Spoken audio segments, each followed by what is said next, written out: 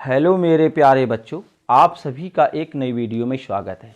देखिए, तुम्हारे जो बोर्ड एग्ज़ाम हैं इस समय वर्तमान की स्थिति में चल रही है, तो उसी को देखते हुए हमने तुमको जो कल तुम्हारा जो रसायन विज्ञान का पेपर है उससे यह संबंधित हमने कुछ महत्वपूर्ण अपक्रियाएं रिएक्शन ली हैं। ये रिएक्शन जो हमने ली हैं, ये अपक्रियाएं ली हैं, इनमें तुमको 100% नंबर मिलेगा।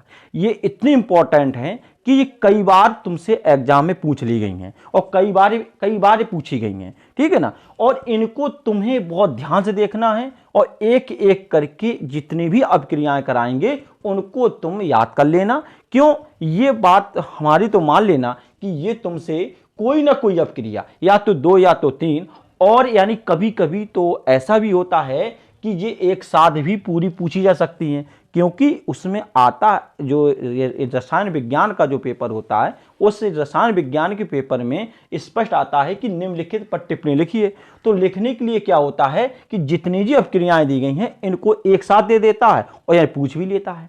तो इसलिए तुम्हें क्या करना कि प्रत्येक अपक्रिया को बहुत ध्यान से देखना है और इसको याद भी करना है, ताकि तुम्हें किसी प्रकार की कोई ये समस्या पैदा ना हो सके। तो देखिए और बहुत आराम से देखिए, हम एक एक करके बता रहे हैं तुमको, ठीक है। इसके साथ में और भी जानकारियां देंगे हम तुम्हें, ठीक है, बीच बीच में। अब आइएगा, ठीक है। और इसी प्रकार की जानकारी को और भी अगर चाहते हो, हमने इस प्रकार के कई वीडियो बनाए हैं, अगर देखना है तो चैनल को सब्सक्राइब करो और यहां पे देखो जाकर के, ठीक है।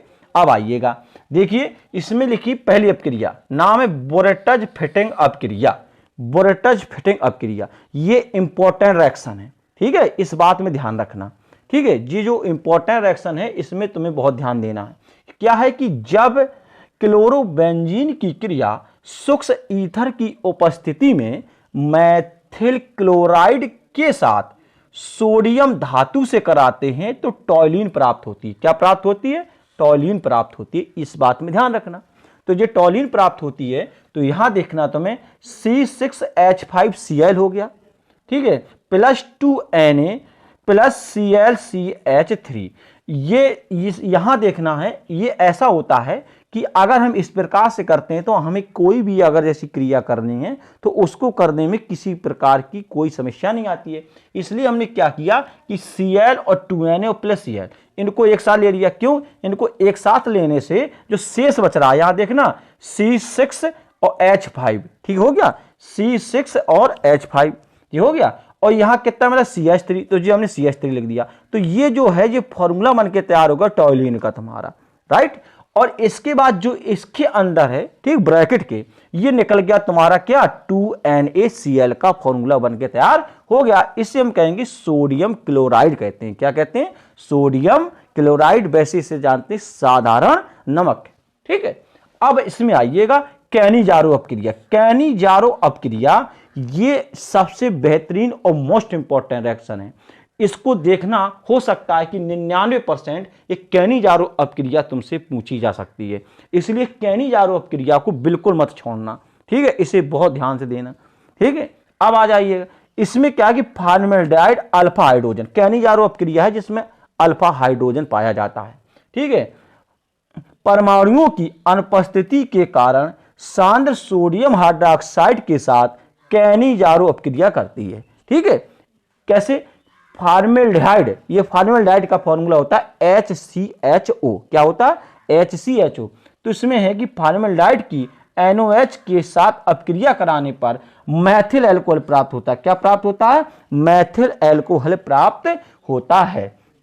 देखिए यहां पे रिएक्शन 2HCHO, ठीक है, 2HCHO + NaOH हो गया। गिब्ज लगाएंगे और गिब्ज के बाद फिर लिखेंगे CH3OH हो गया, ठीक है। ये हमारा यहां जो बनकर तैयार हो गया, ये हो गया मैथिल एल्कोहल। क्या बना ये? मैथिल एल्कोहल।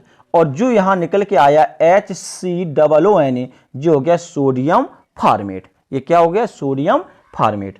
इसके बाद अगला देखिए हैलोफॉर्म अपक्रिया, इसे भी ध्यान रखना, ये हैलोफॉर्म अपक्रिया ये इंपॉर्टेंट है।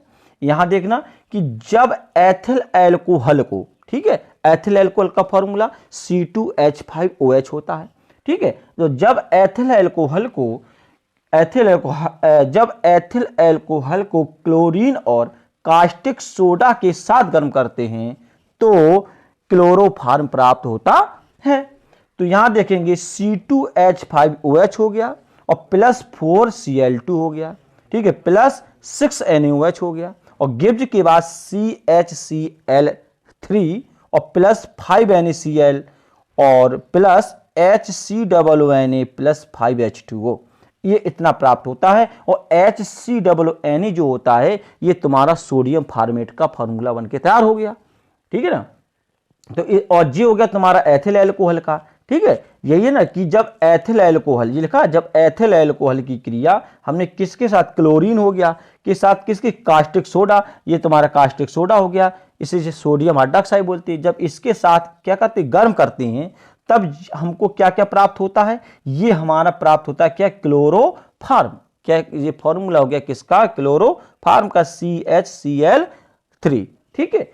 अब इसमें आइए अगली रिएक्शन, कार्बिल एमीन अपक्रिया, ठीक है। इसे ध्यान रखना, कार्बिल एमीन अपक्रिया क्या है ये, कि वह अपक्रिया जिसमें प्राथमिक एमीन को एल्कोहलिक KOH की उपस्थिति में क्लोरोफॉर्म के साथ गर्म करते हैं। ध्यान रखना किसके साथ में, देखो है के साथ गर्म करते हैं तो मैथिल आइसोसाइनाइड क्या प्राप्त होता है, मैथिल आइसोसाइनाइड प्राप्त होता है।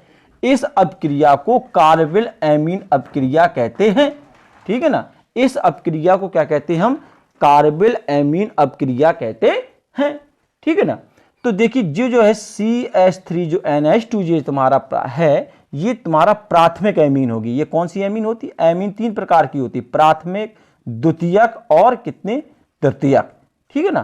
प्राथमिक एमीन, द्वितीयक एमीन और ये तृतीयक एमीन, ये 3 प्रकार की एमीन होती हैं, राइट। की क्रिया हमने यहां कराई, ठीक, किसके साथ, एल्कोहलिक होगा KOH के साथ कराई हमने, और किसके साथ, ये हो गया तुम्हारा क्लोरोफॉर्म। जब इसके साथ कराएंगे तो हमें यहां से जो ये होगा प्राप्त, जे इसका नाम होगा आइसोसाइनाइड, ये जो प्राप्त हो गया यही हमारा कहलाया आइसोसाइनाइड, और प्लस हो गया 3KCl प्लस 3H2O, ठीक है। अब इसके बाद अगली क्रिया है, वेरी मोस्ट इंपॉर्टेंट क्रिया है, जिसका नाम है फ्रीडल क्राफ्ट अपक्रिया। क्या है, फ्रीडल क्राफ्ट अपक्रिया। तो इसमें क्या है कि वह अपक्रिया जिसमें एनिसोल की एल्किल हैलाइड के साथ निर्जल AlCl3 की उपस्थिति में क्रिया कराते हैं तो एल्किल तथा पैरा स्थितियां प्राप्त होती हैं।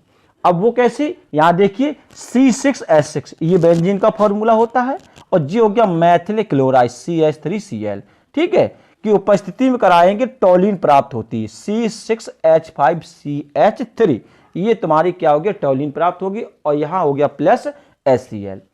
अब लास्ट है तुम्हारी नंबर 6 की, देखिएगा बोर्टज अपक्रिया। ये बोर्टज अपक्रिया भी कई बार पूछी गई है और कई बार तुम्हारे एग्जाम में आई हुई है।